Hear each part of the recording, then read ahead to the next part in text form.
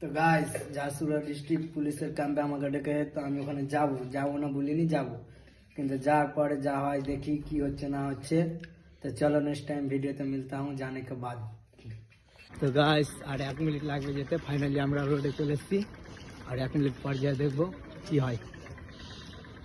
हाँ सर, आपने बुलाया तो आपका काम का पास खड़ा हूँ। कितना मिनट? 10 मिनट।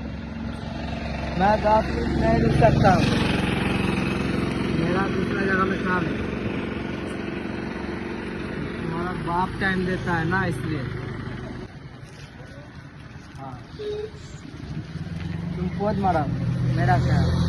आज फाइनली থানার কাছেও গেছিলাম, 10 মিনিট ইন্তেজার করতে বললো। 10 মিনিট ইন্তেজার না বাল করবে, তারপরে আমি এখন যাচ্ছি বাসা। আমি কেউ কে দা ভয় খাই না, যে পুলিশ হোক যে আর বাল হোক, আমি একা চলতে জানি।